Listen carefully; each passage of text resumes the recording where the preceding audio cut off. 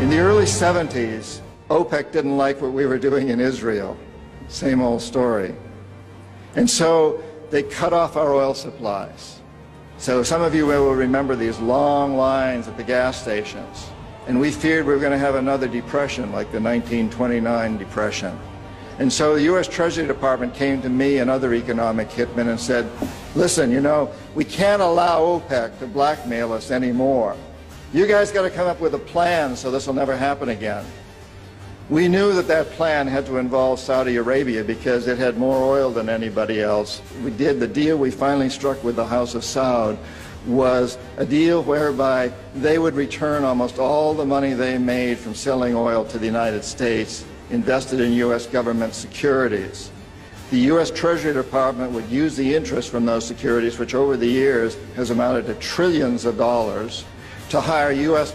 companies to westernize Saudi Arabia, build petrochemical complexes, desalinization plants, whole cities out of the desert, McDonald's and all the other things that go along with our Western culture.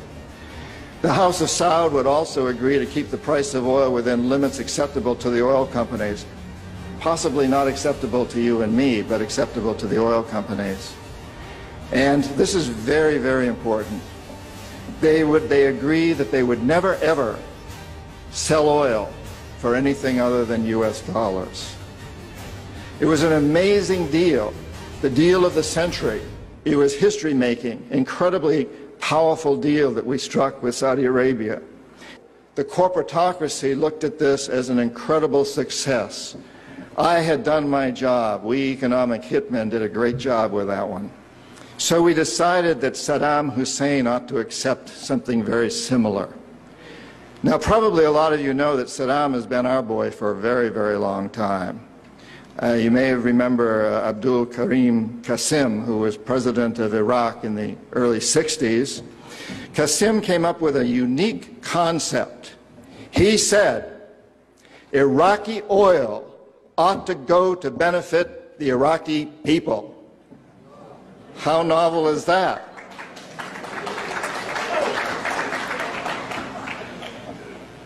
But we didn't like that very much.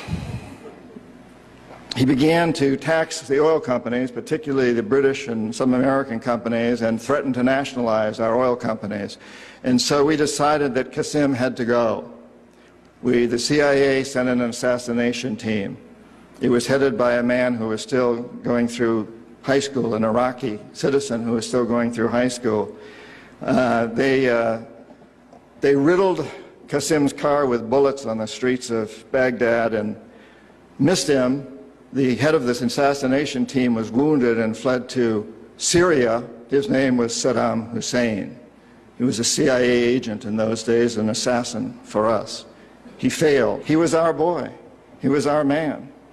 And so, and we sold him a lot of, and gave him a lot of tanks. We built him, Bechtel built him big chemical, I ought to know, my father-in-law was chief architect at Bechtel, built Saddam big chemical plants that were used, and we knew that they were used to make mustard gas and other chemical weapons that were being employed against the Kurds and later the Iranians. We knew this, but we sold him these things. You have to remember that Middle Eastern oil is the oil that's used by a great deal of Europe and China and Japan. If we control Middle Eastern oil, we control our biggest potential competitors, Japan, China, Europe.